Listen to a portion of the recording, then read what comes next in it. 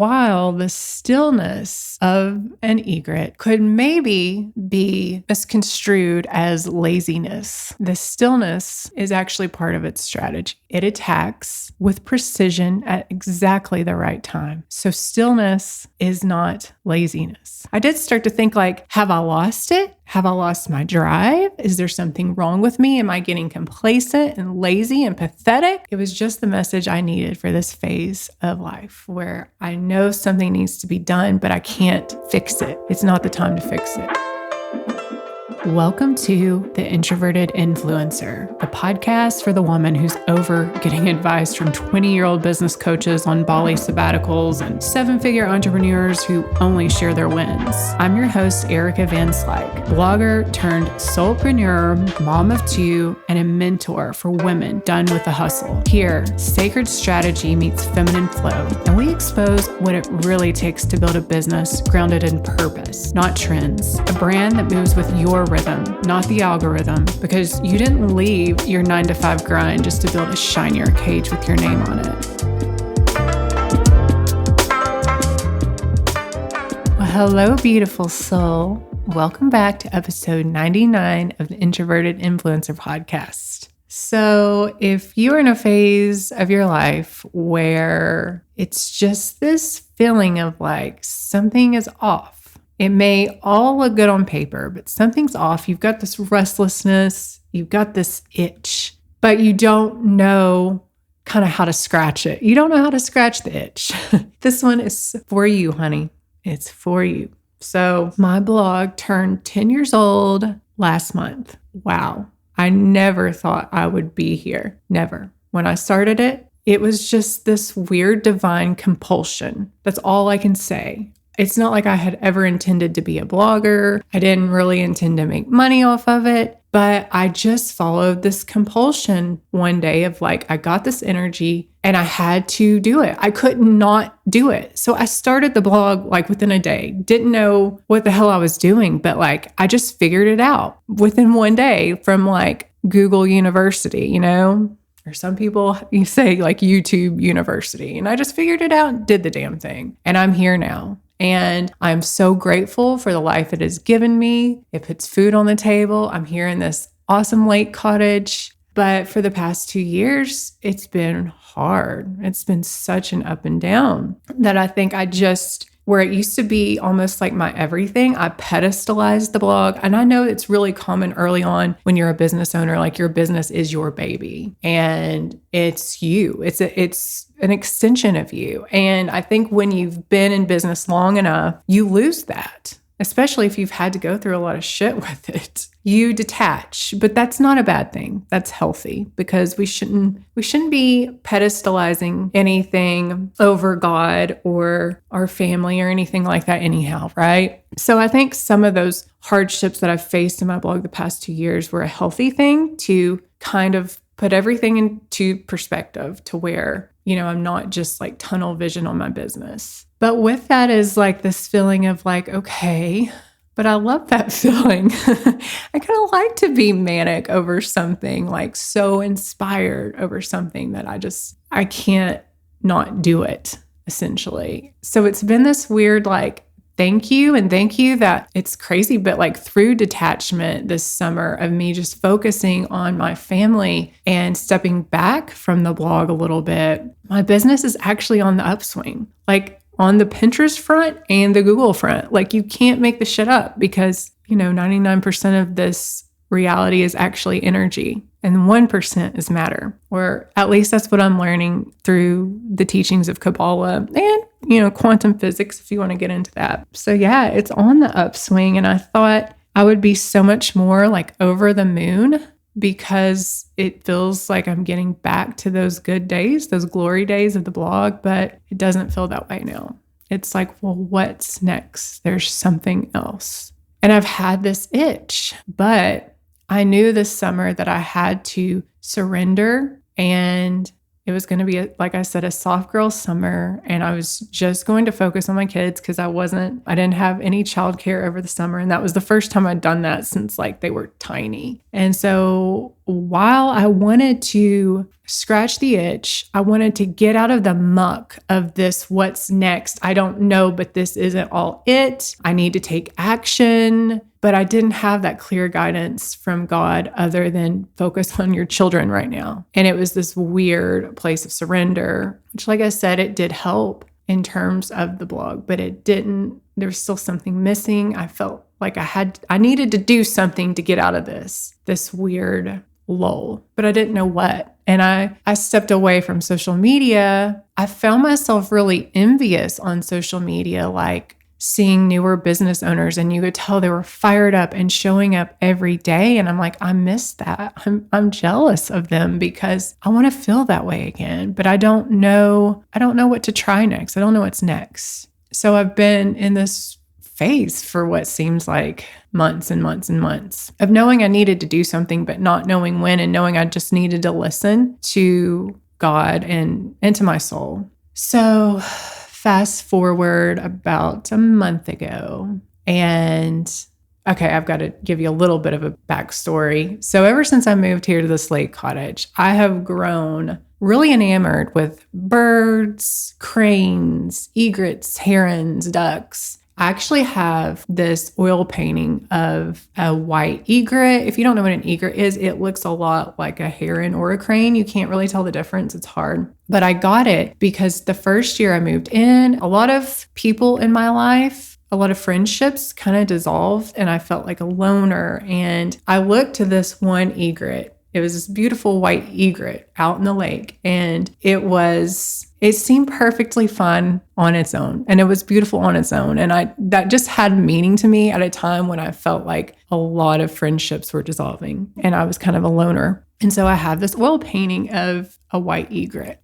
And lo and behold, about a month ago, I started to see an egret in really weird places. Like this guy at the gym, he got right in front of me as we were leaving, and he had an egret on the back of his shirt, which I thought, that's kind of weird. Like, he didn't seem like a guy that would have an egret on his shirt. He seemed kind of like a macho guy. So that really was like, whoa, okay. And then the next damn day at my kids' baseball, there was a lady right in front of me, and on her leg, she had an egret tattoo. And I said, okay, if it happens in threes, because I feel like when things happen in threes, it's extremely significant. Well, the third time it happened, I said, okay, I'm going to look this up. What is the meaning of this? Egret / crane / heron, if you will, because like I said, I'm not a biologist, so don't know how to really distinguish them all from each other. So I looked it up, and it was just the message I needed for this phase of life where I know something needs to be done, but I can't fix it. It's not the time to fix it. I just have to sit in the shit, right?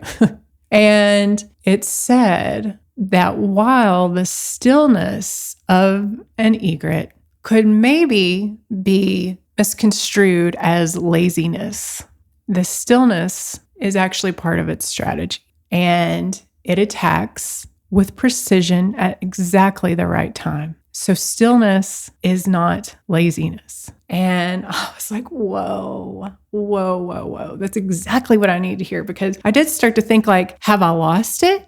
Have I lost my drive? Is there something wrong with me? Am I getting complacent and lazy and pathetic? Like, what the hell? And that was just the perfect reminder. So first off, if you're hearing this, perhaps you should adapt this egret / crane spirit animal into your life right now too, if this is resonating. Because stillness is it's not always complacency, right? And I feel like when you've gone through times in your life where you've actioned and you've done the thing, you've tried this strategy, you've opened up this new income portal, you've prospected this person, you've experimented with strategies, you've done and you've done and you've done, but it's not working out the way you thought. The opposite is usually the medicine, right? And we can get in this place when we know deep down we need to surrender to God's timing. But it's so hard in this hustle culture when we glorify being busy and overcoming things and having goals. It's so uncomfortable to just sit in the not knowing, just the not knowing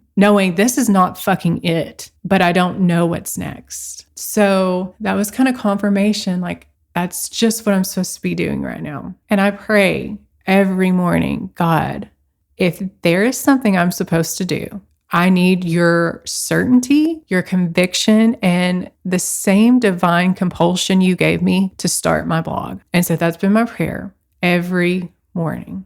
Like, if I need to do something, God, if it's time to get out of this stillness and the surrender, you've got to give me that certainty and you've got to basically give me that fire under my ass.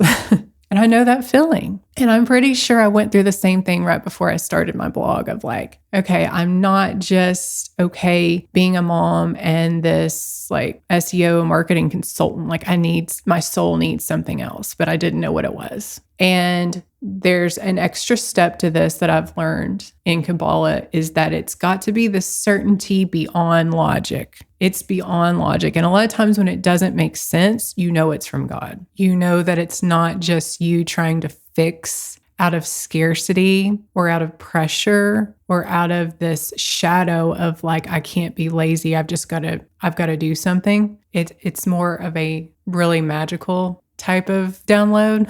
That's what we want, right? We want like miraculous, especially if you're listening to this podcast, like that's what we play with, right? We play with the unseen realms and an expander out of nowhere, which I didn't even know it was expansion at the time. Like I said, I'd been off of social media, but I never go off Pinterest, and Pinterest is basically how I've revived a lot of my blog traffic, and I just fucking love Pinterest. And so it's weird. I don't know how the algorithm even fed this to me, but I started getting expansion of how much fun it would be to have an apparel line of my own. And it was so crazy. It was the same download that I got when the day I freaking started my blog, like within 24 hours, had it all out and live within a day. And I did the same damn thing, y'all, with this new shop of mine, the Beige Hippie Co. And basically the premise is that it's spiritual, but it's like spiritually irreverent. So mantras, but like mantras that I've used to navigate rock bottoms. And one of them, just to give you an example, is like, the universe is my sugar daddy. You know, it's very irreverent, but I'm at a phase in my life where I need like levity. I need to laugh because I've been on this spiritual path for a long time. And when you've been through multiple dark nights of the soul, like sometimes you just need to fucking laugh, and it doesn't need to be that deep. So this is the premise, and it's just anything that lights me up. And so I've got angel number hoodies, sweaters, mantra shirts. I've got even like an angel number sports bra. I've got some journals that I'm working on, and also just have like funny shit that I like myself. So if you like dogs, wine, espresso martinis, there might be something for you on there as well. So if you're looking for like good gift ideas, I'm going to put the link to my shop in the show notes, and use code influencer15 for 15% off just for my podcast listeners as a gift. And I would love it if you could just head on over. Like I said, I'll put the link in the show notes, but I had to completely, when that download came to me of, wow, that would be a lot of fun to like put my own personality, my own flair, my own vision into like spiritual shit, because some of it is just too serious. I was like, okay. And I could have talked myself out of it of like, who are you to do this? It's probably somebody else has probably already done it. You have no experience with fashion or retail or any of this. You're freaking crazy. I decided not to listen. And I immediately got into action because I was like, oh my God, I've been praying for this feeling for what seems like an eternity. And I thought it would never come. So I knew that day I had to clear my schedule. schedule. Well, there were still some things I had to do for clients, but as soon as I've wrapped it up, I'm like, I'm doing this thing. I'm not going to sit on it. So don't sit on it. When it does come to you, sister, do not sit on it. You've got to get right into action. And y'all, I have worked my ass off for 2 weeks, but it's all I want to do. It's like, I've given myself carpal tunnel. The doctor's like, you are going to have to chill out. I can't help it. I'm not going to waste this, what I call divine compulsion. But what I wanted to say to you is, if you still don't have it, please just let yourself sit in this blank canvas, and you'll know when it's time. You'll get excited. You'll say, wow, that would be fun. Wouldn't it be fun? It's not this, oh my God, I have to fix it because how am I going to pay the bills? Or, oh my God, like everybody else seems to know what the fuck they're doing, and I've got to fill my time with something. It can't come from that. And I think let's normalize just sitting in the bullshit. I know with self-improvement and hustle culture, it's like, it's so glorified to do and to strategize and even to do things before you're ready, right? But it's kind of like it is and isn't. So yes, I did do this apparel line before I'm ready. I'm learning as I go, but I sat in nothingness for a long time, if that makes sense. So just don't beat yourself up if you're like, there's shit I know I need to do, but I'm not doing it. It's either, number one, it's not the right time, or it's not the right thing. If you've been like, just an example, for years, I've been like, I need to do a damn course. I need to do a course on how I made money blogging. I need to do a course for my blog readers on how I taught myself to decorate. It's always been this, I need to, but it's never lit me up enough to where I'm like, okay, I got to go. I got to do this. And that's how I know for me when it's right, is like, you can't not do it. But if you are always scrolling on social media and comparing yourself to other people who seem to have it all figured out, you're going to feel like a pathetic piece of shit. You will. It's just a part of it. And just let yourself, I know that sounds weird, but just let yourself be in it. Because, what is the old saying? Like, find something you love and you never work a day in your life. And I think that's what we're all trying to do.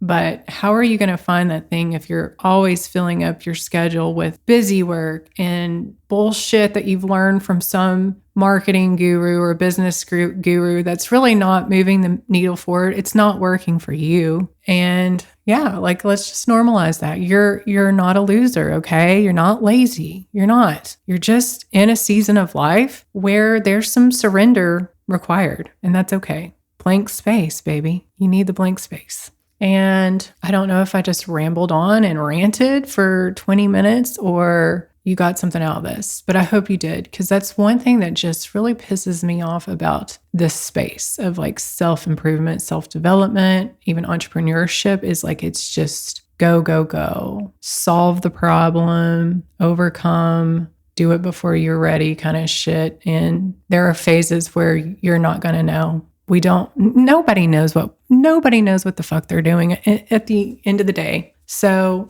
you will keep praying every morning for that certainty and that divine compulsion. And you can do it in your own wording, but I'm telling you, it helps. And with that, I'm sending you so much love. Thank you so much for hanging out with me today. We could keep on spreading the word about this podcast. And 2 ways you can help me out is by leaving me a 5-star review on whatever podcast platform you're listening to this episode on, or you can actually take a screenshot of this episode and tag me over on Instagram at Designing Vibes. And of course, I would love you to DM me whatever resonates, and I am sending you so much love.